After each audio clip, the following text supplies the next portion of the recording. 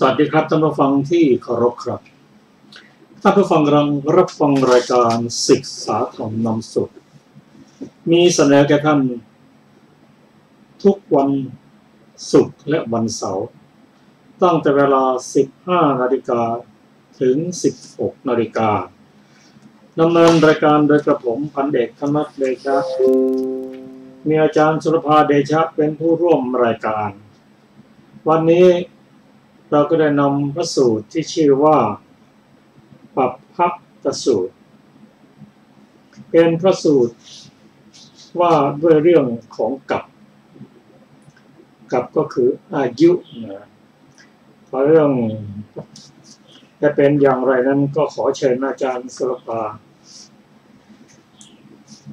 สวัสดีค่ะท่านผู้ฟังทุกท่านปัปพตสูตรว่าด้วยเรื่องกัปพระผู้มีพระภาคเจ้าประทับอยู่ณพระเชตวันอารามของท่านอนาถบิณฑิกเศรษฐีกรุงสาวัตถีณที่นั้นแลภิกษุรูปหนึ่งได้เข้าไปเฝ้าพระผู้มีพระภาคเจ้าครั้นเข้าไปแล้วเมื่อภิกษุรูปนั้นนั่งเรียบร้อยแล้วได้ทูลถามพระผู้มีพระภาคเจ้าว่าข้าแต่พระองค์ผู้เจริญกับหนึ่งนานเพียงไรหนอแลพระผู้มีพระภาคเจ้าตรัสว่าดูก่อนภิกษุกับหนึ่งนานแลมิใช่ง่ายที่จะนับกับนั้นว่าเท่านี้ปีเท่านี้100 ปีเท่านี้1,000 ปีหรือเท่านี้100,000 ปีภิกษุก็พระองค์อาจจะอุปมาได้ไหมพระเจ้าข้าพระพุทธเจ้าตอบว่าอาจอุปมาได้ภิกษุแล้วจึงตรัสต่อไปว่าดูก่อนภิกษุทั้งหลายเหมือนอย่างว่าภูเขาหินลูกใหญ่ยาวโยชน์หนึ่งกว้างโยชน์หนึ่งสูงโยชน์หนึ่งไม่มีช่องไม่มีโพรงเป็นแท่งทึบบุรุษ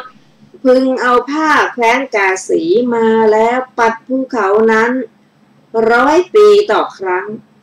ภูเขาหินลูกใหญ่นั้นพึงถึงการหมดไปสิ้นไปเพราะความพยายามนี้ยิ่งเร็วกว่าแลส่วนกับหนึ่งยังไม่ถึงการหมดไปสิ้นไปกับนานอย่างนี้แลบรรดากับที่นานอย่างนี้พวกเธอท่องเที่ยวไปแล้วมิใช่1 กับมิใช่100 กับมิใช่1,000 กับมิใช่100,000 กับข้อนั้นเพราะเหตุไรเพราะว่าสงสารนี้กำหนดที่สุดเบื้องต้นเบื้องปลายไม่ได้ดูก่อนภิกษุทั้งหลายก็เหตุเพียงเท่านี้พอทีเดียวที่จะเบื่อหน่ายในสังขารทั้งปวงพอเพื่อจะคลายกำหนัดพอเพื่อจะหลุดพ้นดังนี้จบ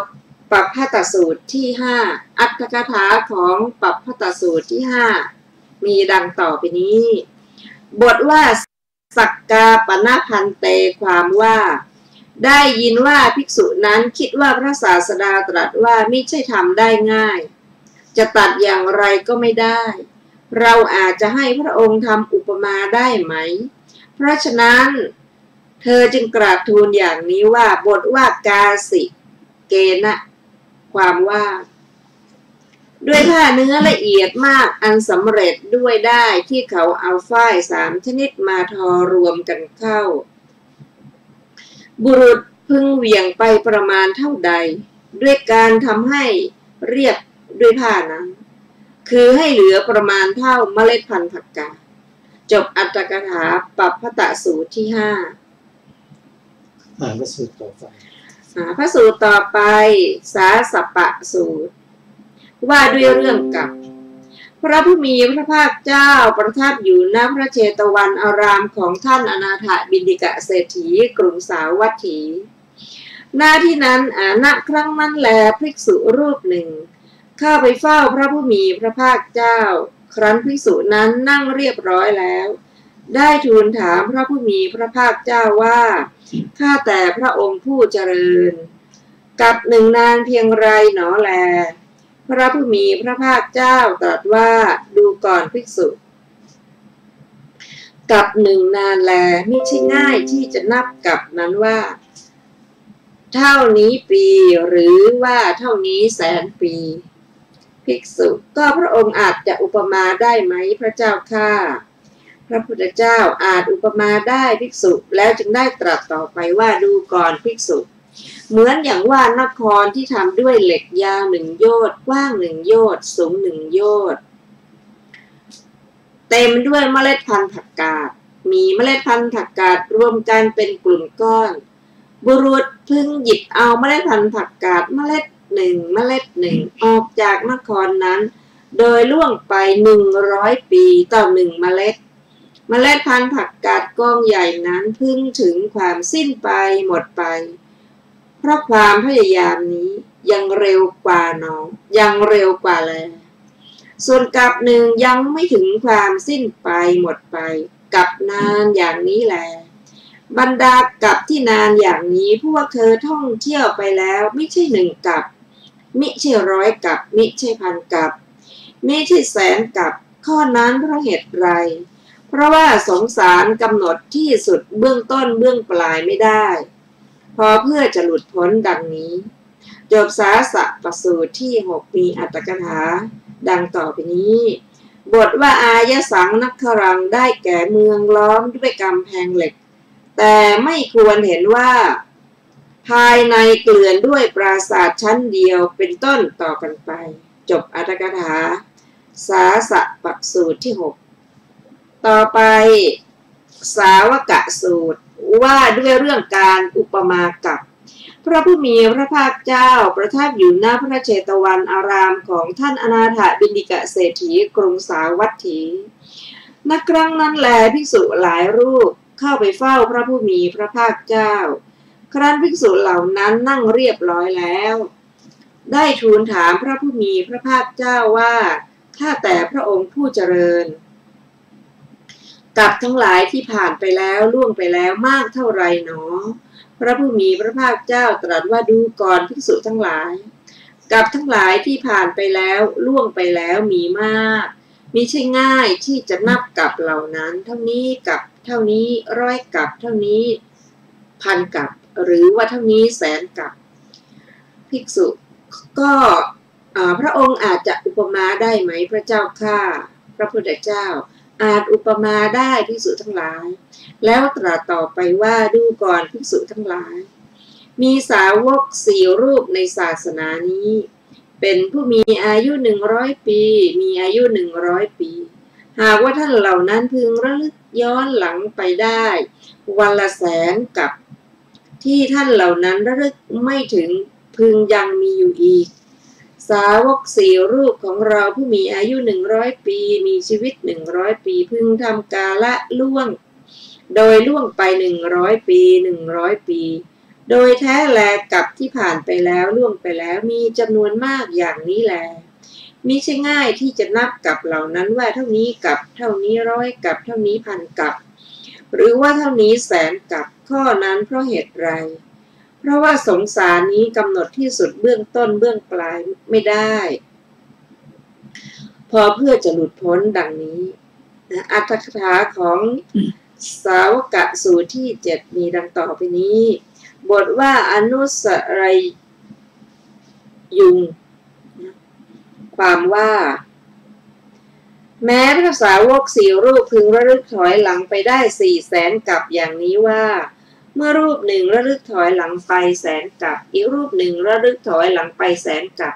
แม้รูปอื่นก็ระลึกถอยหลังไปได้อีก100,000 กับจากสถานที่เขาอยู่จบอัตถกถาสาวกสูตรที่7อีกสูตรต่อไปนะคะคือคงคาสูตรว่าด้วยการอุปมากับสมัยหนึ่งพระผู้มีพระภาคเจ้าประทับอยู่ณพระเวฬุวันกลันทกะนิวาปสถานกรุงราชคฤห์ครั้งนั้นแลพราหมณ์ผู้หนึ่งเข้าไปเฝ้าพระผู้มีพระภาคเจ้าได้ปราศัยกับพระผู้มีพระภาคเจ้าครั้นผ่านการปราศัยพอให้ระลึกถึงกันไปแล้วจึงนั่งณที่ควรส่วนข้างหนึ่งครั้นพราหมณ์นั้นนั่งเรียบร้อยแล้วได้ทูลถามพระผู้มีพระภาคเจ้าว่าข้าแต่พระโคดมผู้เจริญกับที่ผ่านไปแล้วล่วงไปแล้วมากเท่าไรหนอแลพระผู้มีพระภาคเจ้าตรัสว่าดูก่อนพราหมณ์กับทั้งหลายที่ผ่านไปแล้ว ล่วงไปแล้วมากแลมิใช่ง่ายที่จะนับกับเหล่านั้นว่าเท่านี้กับเท่านี้ร้อยกับเท่านี้พันกับหรือว่าเท่านี้แสนกับพราหมณ์ข้าแต่พระโคดมผู้เจริญก็พระองค์อาจจะอุปมาได้ไหมพระพุทธเจ้าอาจอุปมาได้พราหมณ์แล้วจึงตรัสต่อไปว่าดูก่อนพราหมณ์แม่น้ำคงคานี้ย่อมเกิดแต่ที่ใดและย่อมถึงมหาสมุทรณที่ใดเมล็ดทรายในระยะนี้ไม่เป็นของง่ายที่จะกำหนดได้ว่าเท่านี้เมล็ดเท่านี้ร้อยเมล็ดเท่านี้พันเมล็ดหรือว่าเท่านี้แสนเมล็ดดูก่อนพราหมณ์กับทั้งหลายที่ท่านผ่านไปแล้วล่วงไปแล้วมากกว่าเมล็ดทรายเหล่านั้นมิใช่ง่ายที่จะนับกับเหล่านั้นว่าเท่านี้กับเท่านี้ร้อยกับเท่านี้พันกับหรือว่าเท่านี้100,000กับเมื่อเราสัตว์ผู้มีอวิชชาเป็นที่กางกั้นมีตัณหาเป็นเครื่องประกอบไว้ท่องเที่ยวไปมาอยู่ที่สุดเบื้องต้นไม่ปรากฏสัตว์เหล่านั้นได้เสวยทุกข์ความเผ็ดร้อนความพินาศได้เพิ่มพูนปฐพีที่เป็นป่าช้าตลอดกาลนานเหมือนฉะนั้นดูก่อนพราหมณ์ก็เหตุเพียงเท่านี้พอทีเดียวที่เพื่อจะเบื่อหน่ายในสังขารทั้งปวงพอเพื่อจะคลายกำหนัดพอเพื่อจะหลุดพ้นดังนี้เมื่อพระผู้มีพระภาคเจ้าตรัสอย่างนี้แล้วพราหมณ์ผู้นั้นได้กราบทูลว่าแจ่มแจ้งยิ่งนักท่านพระโคดมแจ่มแจ้งยิ่งนักท่านพระโคดมขอพระโคดมผู้เจริญจงทรงจำข้าพระองค์ว่าเป็นอุบาสกผู้ถึงสรณะจนตลอดชีวิตตั้งแต่วันนี้เป็นต้นไปจบคงคาสูตรที่8มีอรรถกถาดังต่อไปนี้บทว่ายาเอตสมิงอันตเรวาลิกาความว่าเมล็ดทรายในระหว่างนี้ยาว5 โยชน์จบอรรถกถาคงคาสูตรที่8ต่อไปคือทันทสูตรว่าด้วยสงสารกำหนดเบื้องต้นเบื้องปลายเหมือนท่อนไม้พระผู้มีพระภาคเจ้าประทับอยู่ณพระเชตวันอารามของท่านอนาถบิณฑิกเศรษฐีกรุงสาวัตถีณที่นั้นแลพระผู้มีพระภาคเจ้าตรัสเรียกภิกษุทั้งหลายแล้วได้ตรัสว่าดูก่อนภิกษุทั้งหลายสงสารนี้กำหนดที่สุดเบื้องต้นเบื้องปลายไม่ได้เมื่อเหล่าสัตว์ผู้มีอวิชชาเป็นมีที่กางกั้นมีตัณหาเป็นเครื่องประกอบไว้ท่องเที่ยวไปมาอยู่ที่สุดเบื้องต้นย่อมไม่ปรากฏดูก่อนภิกษุทั้งหลายท่อนไม้ที่บุคคลโยนขึ้นบนอากาศบางคราวก็ตกลงทางโคนบางคราวก็ตกลงทางขวางบางคราวก็ตกลงทางปลายแม้ฉันใดสัตว์ทั้งหลายผู้มีอวิชชาเป็นที่กางกั้นมีตัณหาเป็นเครื่องประกอบไว้ท่องเที่ยวไปมาอยู่ก็ฉะนั้นแลบางคราวก็จากโลกนี้ไปสู่ปรโลก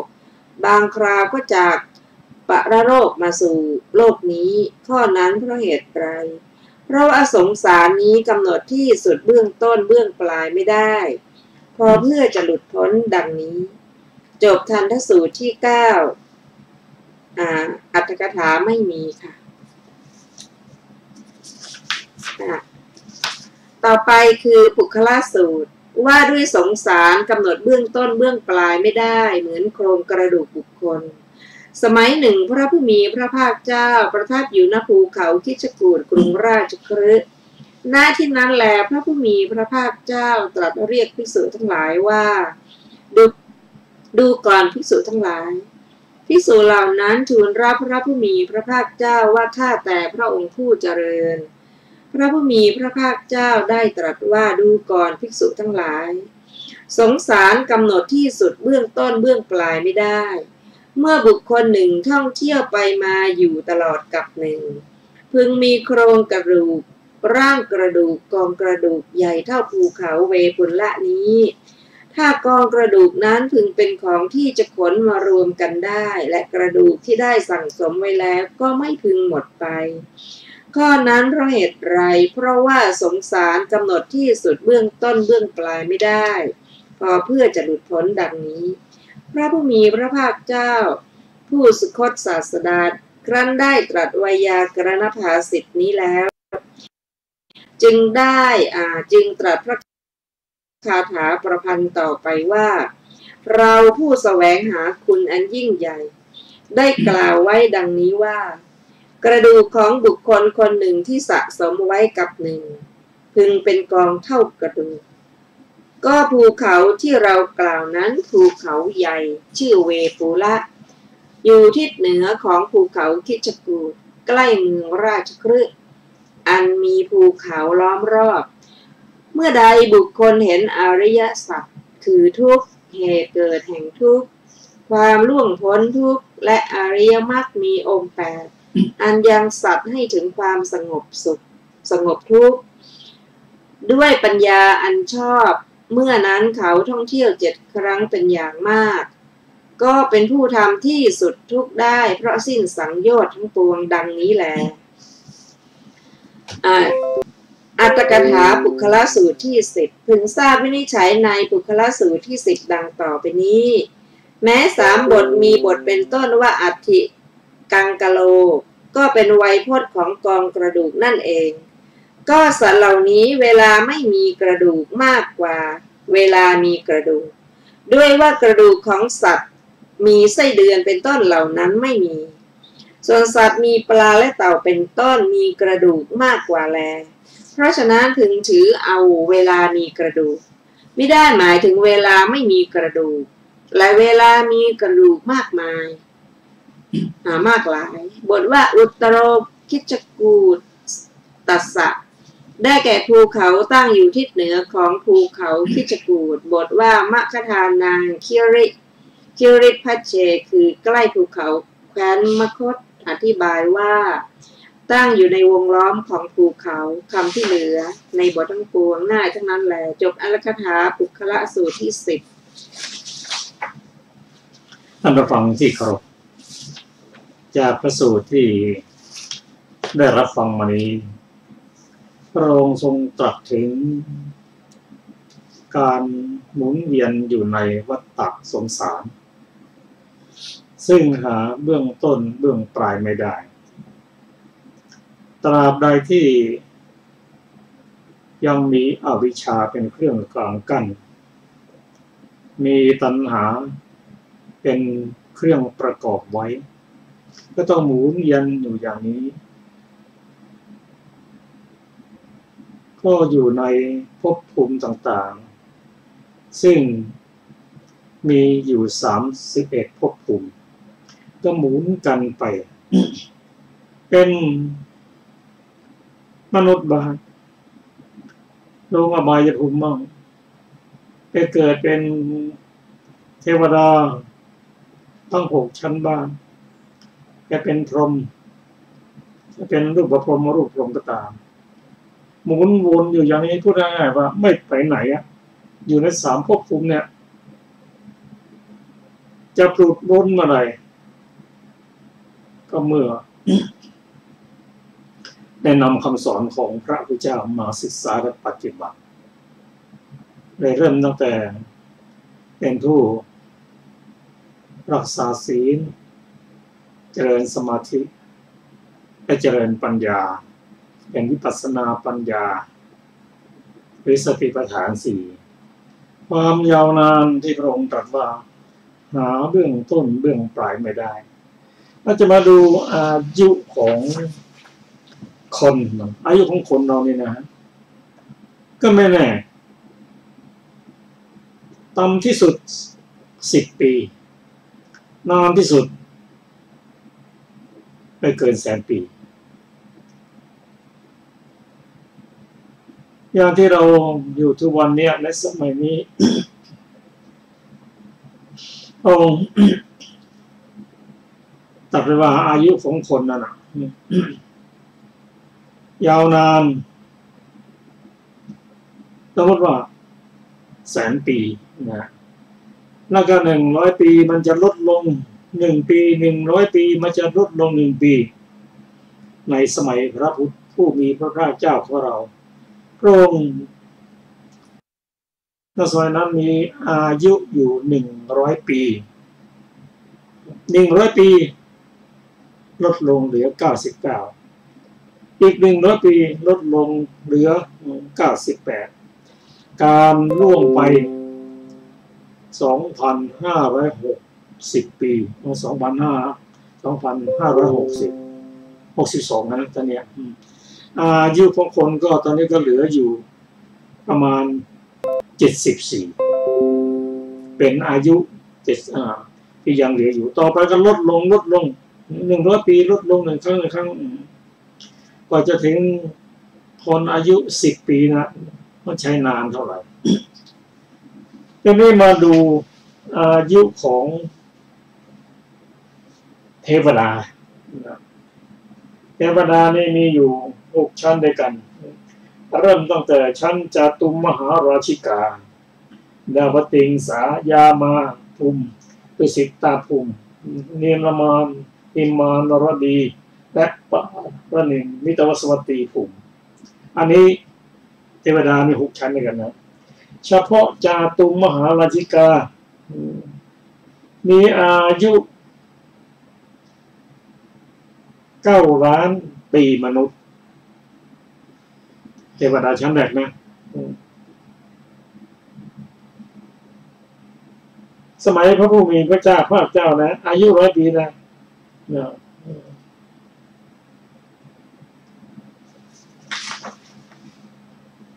จะเห็นว่า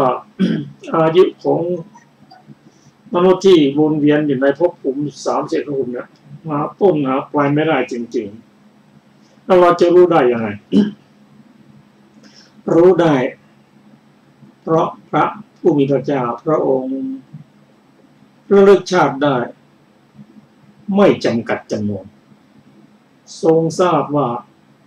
ชาติก่อนมันเคยเป็นสัตว์เป็นพระโพธิสัตว์เป็นมนุษย์เป็นเทวดาเป็นพรหมนับถอยหลังแล้วแค่นี้ก็น่าจะเบื่อแล้วถ้าเราไม่รู้ว่าชาติก่อนเราเป็นอะไรทำไมไม่รู้ก็เราลึกชาติไม่ได้ทำไมเราลึกชาติไม่ได้เพราะยังมีอวิชชายังมีตัณหาอยู่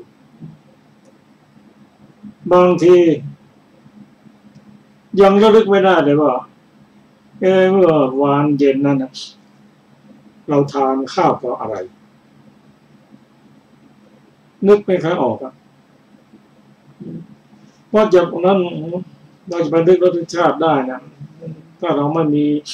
ปัญญาไม่มีอะไรมันก็ระลึกชาติไปได้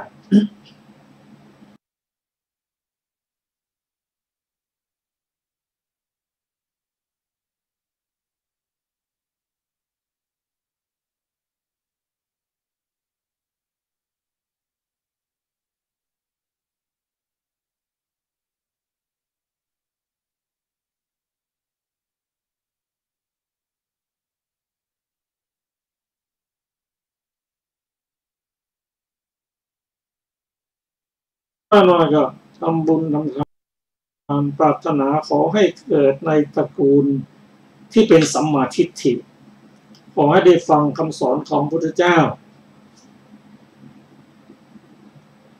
ผมสมัยก็ขอให้พ้นทุกข์ขอให้เข้าถึงพระนิพพานในที่สุดบางทีเราก็แปลว่ารู้ไหมนิพพานเป็นยังไงนิพพานเราไม่ต้องเกิดนะงั้นเหรองั้นเอาขอเกิดกันดีกว่าพระองค์ถึงตรัสว่ามนุษย์ทั้งหลายเดินเลาะริมฝั่งแม่น้ำเดินไปเดินมาไม่ข้ามสักทีหรือแม้กินเมื่อคนมาบอกให้นะยังไม่อยากข้ามอีกอุปติสสะกับโกริตะไปเรียนอาจารย์สัญชัยเป็นอาจารย์สองตนท่านสอนยังไงก็บุกอยู่ในโลกเนี้ยไม่ไปไหนละไม่ให้ทางพ้นทุกข์พระพุทธเจ้าอุบัติขึ้นมาไปเฝ้าพระองค์ไม่เปล่าอย่างต่อไปพระพุทธเจ้าอุบัติขึ้นมา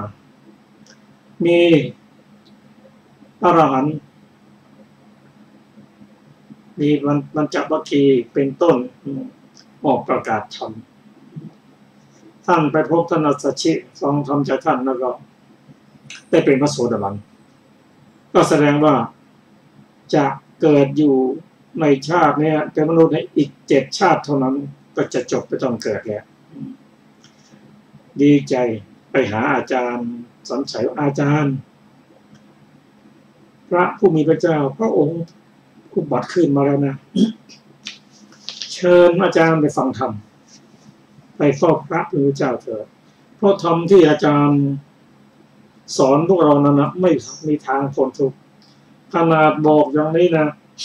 อาจารย์สันชัยบอกไม่ไปเราเคยเป็นครูบาอาจารย์นะจะเป็นลูกศิษย์โอ้เป็นไปได้ยังไงอาจารย์ไปแท้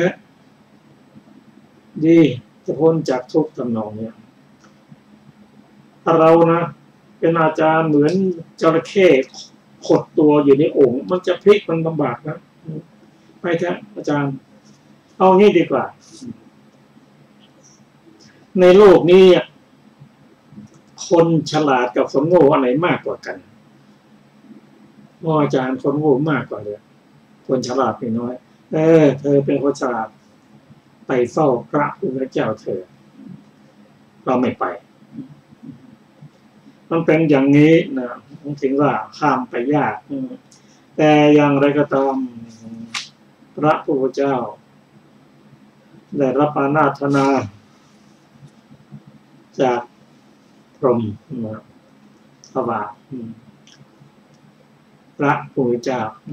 พรหมกราบทูลว่ามนุษย์ในโลกที่มีปัญญาพอที่จะรู้ธรรมของพระองค์ยังมีอยู่พระองค์ก็เสด็จไปโปรดแสดงธรรมคำที่พระองค์ได้ตรัสแก่ภิกษุผู้ออกจากเรือนบวชด้วยศรัทธาปรารถนาจะพ้นจากทุกข์นะปรารถนาแล้วเพื่อความเข้าใจว่าการอยู่ในวัฏสงสารเนี่ยมันมีแต่ทุกข์วนไปวนมานะจึงได้ตรัสว่าภิกษุทั้งหลายพวกเธอได้หมุนเวียนอยู่ในวัฏสงสารนั้นนานหาต้นหาปลายไม่ได้เท่านี้ก็น่าจะเบื่อเท่านี้ก็น่าจะคลายกำหนัดองค์ทรงย้ำอยู่อย่างนี้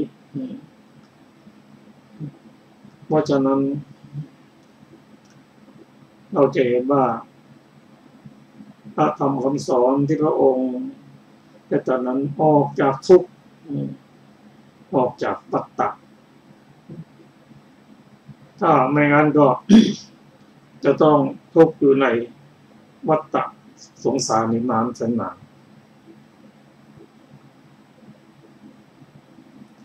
แต่ก็ไม่ใช่ที่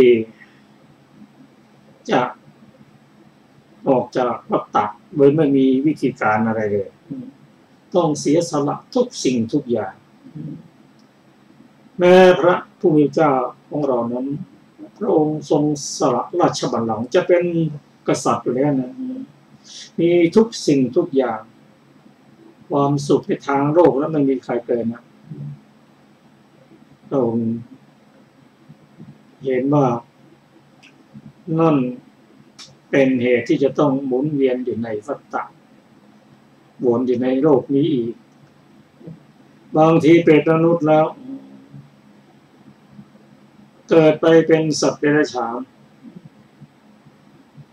เป็นสัตว์นรกเป็นอสุรกายถึงแม้จะไปอยู่ชั้นสวรรค์ก็ยังต้องตกลงมากลัวตายเหมือนกันพระอินทร์ของเรา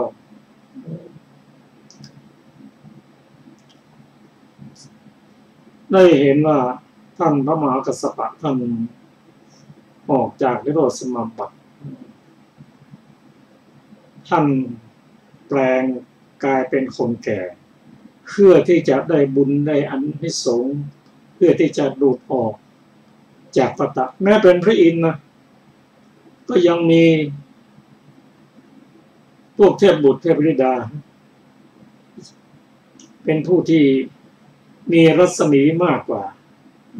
และก็เทวดาไม่ต้องตายนะกลัวตายเหมือนกันโดยเฉพาะเทวดาสัตว์ใหญ่นั้นท่านมีเหตุที่พอจะรู้ว่าก่อนจะตายนั้นนะหนึ่งอาภรณ์ที่สวมใส่นั้นเศร้าหมองสองดอกไม้ประจำพระองค์นะเริ่มเหี่ยวเฉาแล้วอากาศที่ในสวรรค์ชั้นดาวดึงส์นะไม่ร้อนไม่เย็นสบายสบายแต่ก่อนจะตายนั้นนะร้อนมากเหงื่อออกจากรักแร้ที่นั่งเคยนุ่มก็เคยจะเป็นที่นั่งที่แข็งกระด้างเริ่มรู้แล้วว่าอีก7 วันจะต้องสิ้นชีวิตแล้วต้องมาเฝ้าพระผู้เป็นเจ้ากลัวเหมือนกัน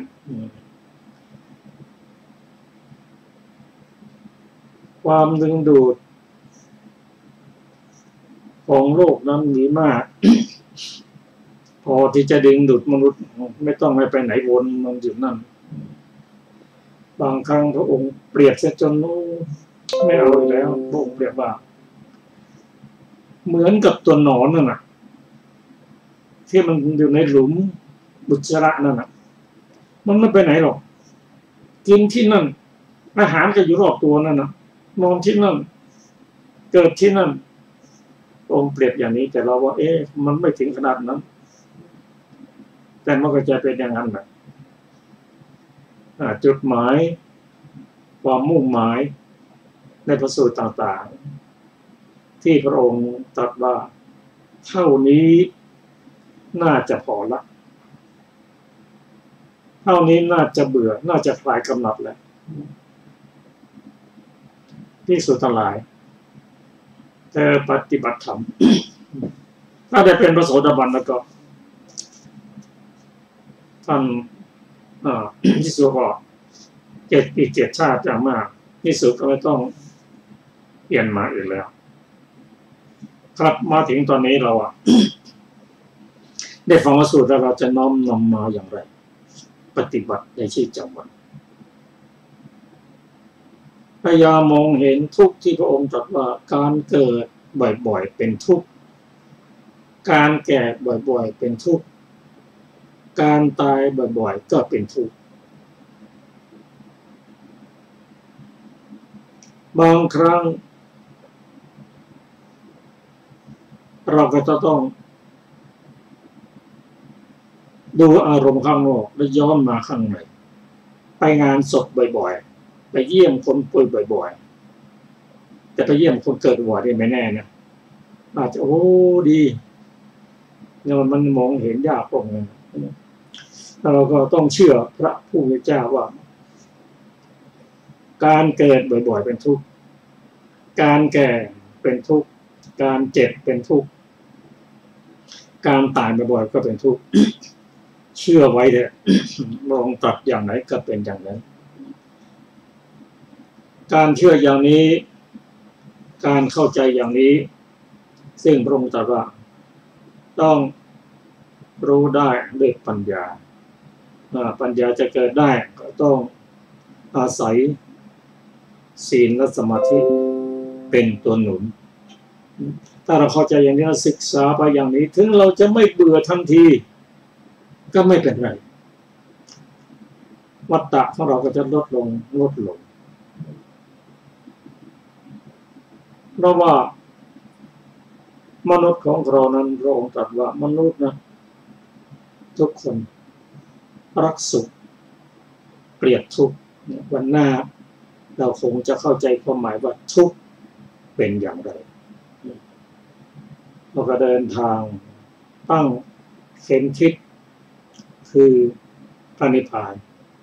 ปรารถนาขอให้พ้นจากทุกข์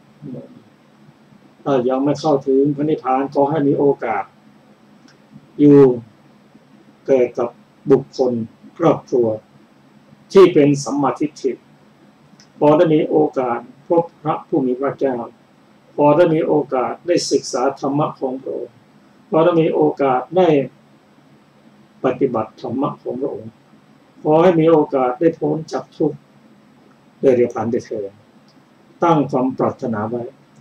ไม่ต้องกลัวหรอกว่าจะวันสองวันนานเท่าไหร่ก็ไม่เป็นไรเพราะเรามาอยู่ที่นี่นะพระองค์ตรัสว่าโอ้นานแสนนานกระดูกของเราที่ตายละกองไว้เป็นเท่ากับภูเขาเหล่ากาน้ำตาของเราที่สูญเสียไปเพราะความทุกข์เนี่ยเท่ากับน้ำมหาสมุทรพระองค์ทรงเปรียบเทียบต่างๆยกตัวอย่างให้เห็นให้เราเบื่อถ้าเราเบื่อหน่ายคลายกำหนัดพอกันทีก็น้อมมาศึกษาถ้าวันหนึ่งก็พ้นจากทุกข์บางทีองค์ว่าโอ้ไม่นานเลยที่สุดไม่นานเลยก็จะพ้นจากทุกข์ก็ดูท่านพระราหุลท่านบำเพ็ญบุญบารมีปัญญามากี่ชาติไม่นานหรอก30 พรรษาบางทีไม่นานหรอกชาติหน้าก็ไม่นานหรอกเพราะเรามาอยู่นี่ได้โอ้ไม่มีต้นมันมีปลายครับท่านผู้ฟังที่เคารพครับเราจะมาศึกษาพระสูตรต่อไปขอเชิญอาจารย์สุดพระสูตรต่อไปอยู่ในทุติยวรรคที่2คือทุคตะสูตร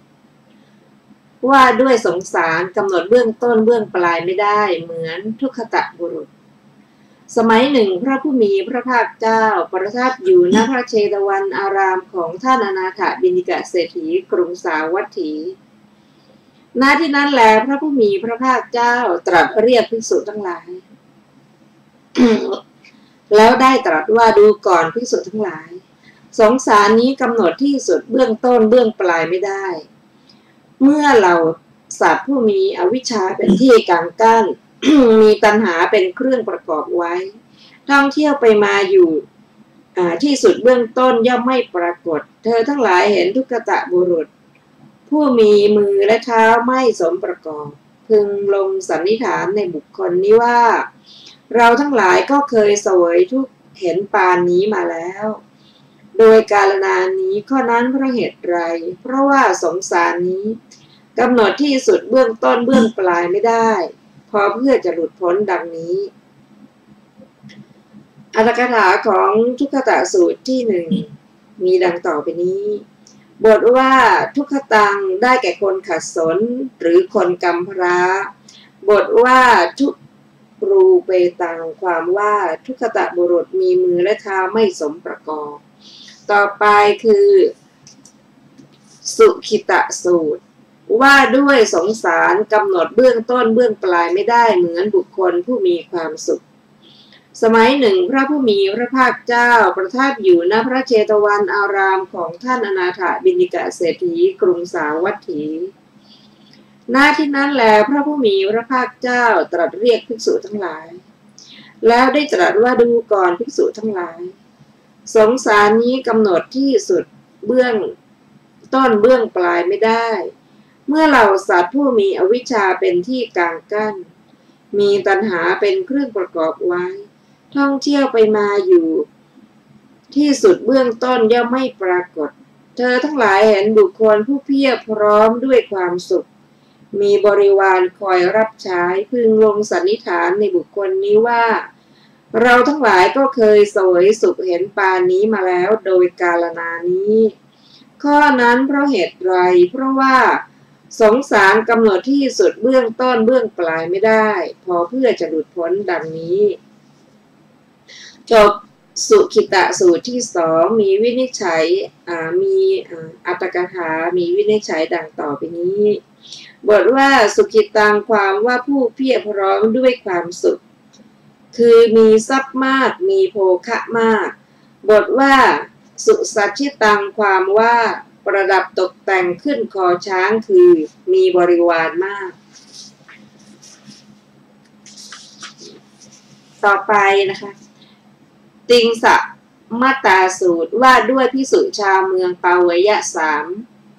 30 รูปถือการอยู่ป่าเป็นวัดพระผู้มีพระภาคเจ้าประทับอยู่ณพระเวรุวันกลันทกะนิวาปสถานกรุงราชคฤห์ครั้งนั้นแลภิกษุชาวเมืองปาเวยะ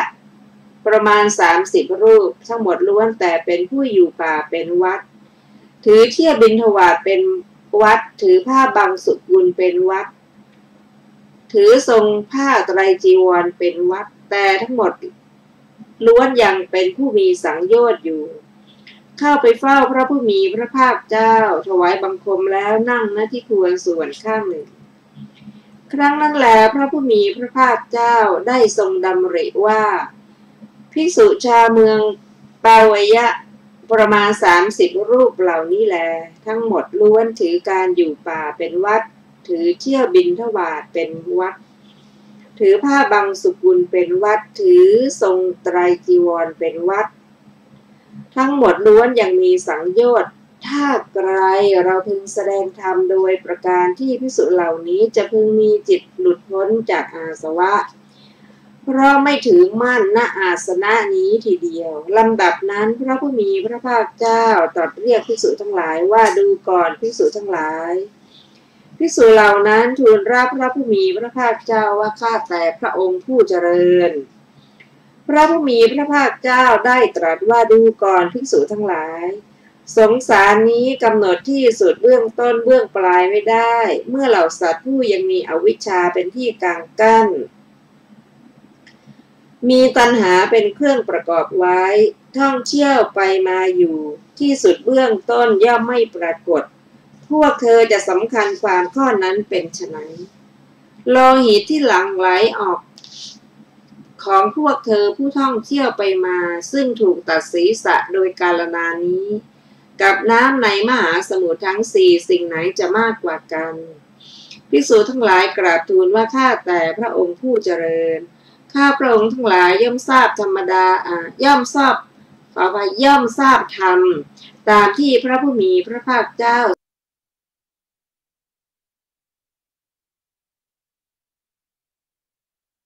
ทรงแสดงแล้วว่าโลหิตที่หลั่งไหลออกจากพวกข้าพระองค์ผู้ท่องเที่ยวไปมา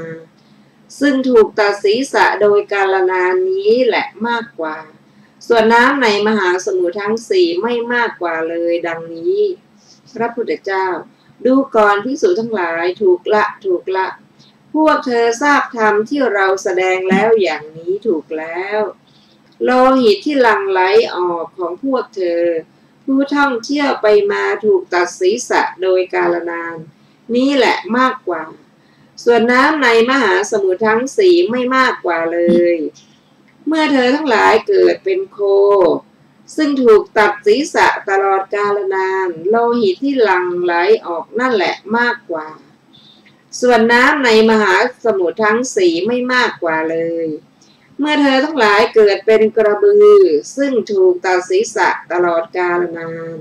โลหิตที่หลั่งไหลออกนั่นแหละมากกว่าเมื่อเธอทั้งหลายเกิดเป็นแกะเกิดเป็นแพะเกิดเป็นเนื้อเกิดเป็นสุกรเกิดเป็นไก่เมื่อพวกเธอถูกจับตัดศีรษะโดยข้อหาว่าเป็นโจรฆ่าชาวบ้านตลอดกาลนานโลหิตที่หลั่งไหลออกนั่นแหละมากกว่าถูกจับตัดศีรษะโดยข้อหาว่าเป็นโจรคิดปล้นถูกจับตัดศีรษะโดยข้อหาว่าเป็นโจรประพฤติผิดในภรรยาของผู้อื่นตลอดกาลนานโลหิตที่หลั่งไหลออกนั่นแหละมากกว่าน้ำในมหาสมุทรทั้ง4ไม่มากกว่าเลยข้อนั้นเพราะเหตุไรเพราะว่าสงสารนี้กำหนดที่สุดเบื้องต้นเบื้องปลายไม่ได้พอเพื่อจะหลุดพ้นดังนี้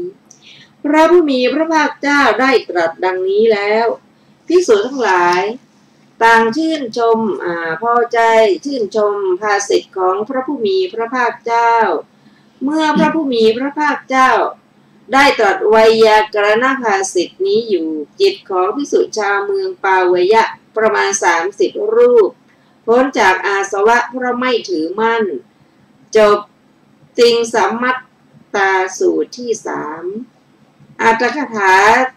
ติงสะมาตาสูตรที่3มีดังต่อไปนี้บทว่าปาวยกาได้แก่ภิกษุชาวเมืองปาวยกะ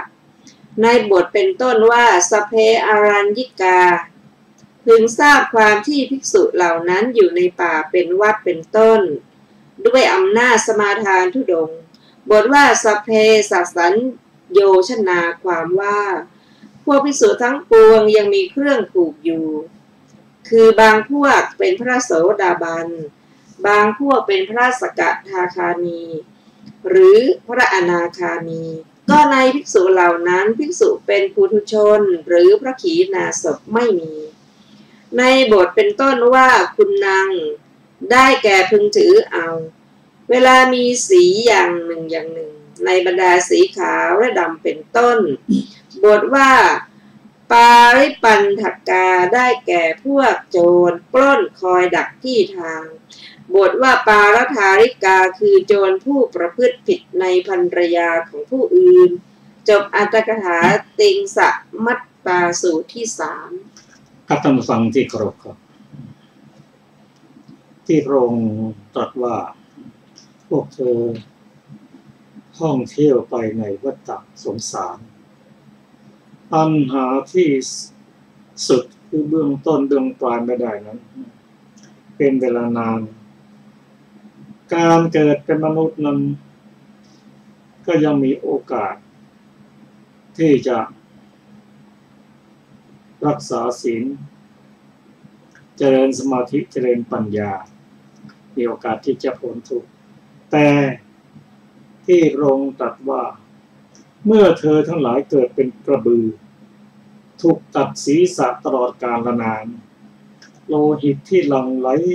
ออกนั่นแหละมากกว่าเมื่อเธอทั้งหลายเกิดเป็นแกะเกิดเป็นแพะเกิดเป็นเนื้อเกิดเป็นสุกรเกิดเป็นไก่เมื่อพวกเธอถูกจับตัดศีรษะโดยข้อหาว่าเป็นโจรฆ่าชาวบ้านตลอดกาลนานโลหิตที่หลั่งไหลออกนั่นแหละมากกว่าท่านผู้ฟังที่เคารพครับจะไปเสียเวลามากที่สุดตอนที่ไปเกิดในอบายโดยเฉพาะเป็นสัตว์เดรัจฉานนั่นก็อะไรถึงอยู่นานเพราะว่าเดรัจฉานนั้นบวชก็ไม่ได้ทำบุญก็ไม่ได้ไม่มีมือพอที่จะให้ทานรักษาศีลเจริญภาวนาต้องหมุนเวียนอยู่นั่นเพราะอะไรแม้แต่จะหากินแต่ละมื้อนั้นนะสัตว์ใหญ่ย่อมฆ่าสัตว์เล็กฆ่าแต่ละครั้งก็โทสะโลภะโมหะหมุนอยู่นั่นเป็นอวิชชาที่นั่นเป็นตัณหาที่ประกอบไว้มากมายเหลือเกินเพราะฉะนั้นพระองค์จึงโปรดมนุษย์มาโดยเฉพาะมนุษย์ที่มีอายุมากๆนะเข้าไปเฝ้าพระผู้เจ้ากราบทูลว่าข้าแต่พระองค์ผู้เจริญข้าพระองค์ร่วมการผ่านวัยมา120 ปีพระองค์ได้โปรดแสดงธรรมเพื่อความสุขชั่วกาลนานแก่ข้าพระองค์เถิดพระองค์ตรัสว่าเธออายุมากแล้วจะปฏิบัติธรรมเหมือนคนหนุ่มนักยากพระองค์เอาตัวรอดไปก่อนรักษาศีลให้ตลอดชีวิตได้ไหมที่เหลือเนี่ยเป็น5ได้พระเจ้าค่ะพอรักษาศีล5พอตายไปก็ไปเกิดเป็นมนุษย์ที่ดีได้เกิดเป็นเทวดาเอาตัวรอดไปก่อนเป็นมนุษย์การทำบุญทำทานได้เป็นเทวดาก็เสวยผลบุญนี่มาถึงได้งานที่พระองค์ตรัสหาเบื้องต้นเบื้องปลายไม่ได้พระองค์ทรงยกตัวอย่างให้ภิกษุ30 รูปได้ฟังกันภิกษุ30 รูปนั้นเป็นผู้ที่ปรารถนาจะพ้นจากทุกข์ได้บำเพ็ญบารมีมานานแสนนานมีโอกาสที่จะพบพระผู้มีพระเจ้ามีโอกาสได้ฟังธรรมของพระองค์ด้วยปัญญาที่สั่งสมมาก็เกิดความเบื่อหน่ายพอกันทีสอบชาตินี้ฟังธรรมแล้วก็หลุดพ้นจากอาสวะเป็นพระอรหันต์ไม่มีการเกิดการตายอีกแล้ว อาการศึกษาธรรมะของพระองค์นั้นปัญญามีอยู่ในบุคคลทุกอาชีพจะยากจนร่ำรวยอย่างไรก็ตาม ถ้าสั่งสมปัญญาไว้ก็มีโอกาสที่จะพ้นจากทุกข์ตุ๊กตาคนหนึ่งทำมาหากินด้วยการขอทานแถมเป็นโรคด้วยฟังธรรมจากพระพุทธเจ้าด้วยปัญญาที่สั่งสมมานั้นก็ได้เป็นพระโสดาบันตั้งเองมาทดสอบดูว่าทุกขตะเนี่ยได้ฟังธรรมแล้วหน้าตาสดชื่นเป็นพระโสดาบันแล้วมาถามว่าทุกขตะเธอยากจนหาเช้ากินค่ำเธอบอกได้ไหมว่าไม่มีพระพุทธเจ้าไม่มีพระธรรมพระสงฆ์โอ้อย่ามาหลวงผมเลยพอเป็นพระโสดาบันศรัทธาแน่นแฟ้นเองกับว่าแม้แต่เอาพระให้เป็นพระเจ้าจักรพรรดิมาแลกกับพระโสดาบันไม่เอาเพราะมหาจักรพรรดินั้นมีอะไรที่ทำไม่ได้เยอะหนึ่งพระเจ้าจักรพรรดิถ้ายังเป็นปุถุชนอยู่นะต้องเกิดต้องตายอย่างเนี้ยต้องตกนรกส่วนพระโสดาบันนั้นซึ่งในทุกขตะเห็นว่าโอ้ดีกว่าพระเจ้าจักรพรรดิพอเกิดอีก7 ชาติก็จบแล้วแล้วไม่ตกเป็นในอบายด้วยก็ จากพระสูตรต่างๆที่ได้รับฟังมานั้นก็เราก็คอยคิดตามพระที่พระพุทธเจ้าที่พระองค์ตรัสไว้นะนานแสนนานเราจะเริ่มต้นปฏิบัติธรรมอะไรก็ไม่ช้าเลยถ้าคิดกับถ้าคิดตามที่พระองค์บอกกระดูกของเรานะเกิดตายก็เท่ากับภูเขานะเริ่มต้นเมื่อไรก็ถือว่าไม่ช้าเลยนะมีเข็มทิศที่แน่นอนมีศรัทธาเลื่อมใสในพระพุทธเจ้าในพระธรรมในพระสงฆ์เลื่อมใสในการตรัสรู้ของพระองค์เชื่อในเรื่องกฎแห่งกรรมถ้าเราได้ศึกษาขนาดนี้เราถือว่าเราก็อยู่ใกล้พระองค์มากขึ้นท่านผู้ฟังที่เคารพครับในการศึกษาธรรมนำสุขเรามีเสนอกันท่านทุกวันศุกร์และวันเสาร์สำหรับวันนี้ค่ะรายการศึกษาธรรมนำสุขก็หมดเวลาแล้วนะคะขอบคุณผู้ฟังทุกท่านที่ติดตามรับฟังและรับชมนะคะพบกันใหม่ในวันพรุ่งนี้นะคะในเวลาเดียวกันสำหรับวันนี้สวัสดีค่ะสวัสดีครับ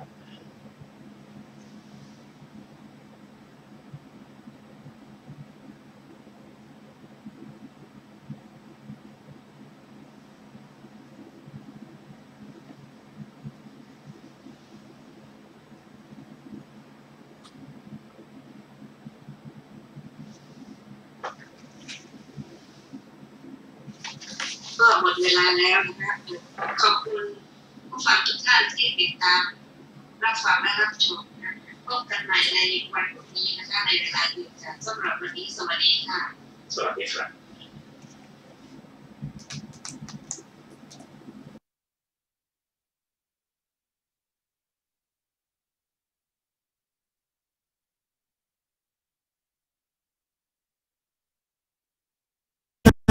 กราบไหว้วันพระวัดเล็กหรือใหญ่นั้นไม่สำคัญวัดเท่าเทียมกันด้วยแรงพัฒนาพระทรงเคร่งครัดทำกิจวัตรทุกวันเวลามีจิตเมตตาต่อชาวสังคมระฆังกังวานขานเร่งศรัทธาคิดพัฒนาวัดให้เหมาะสม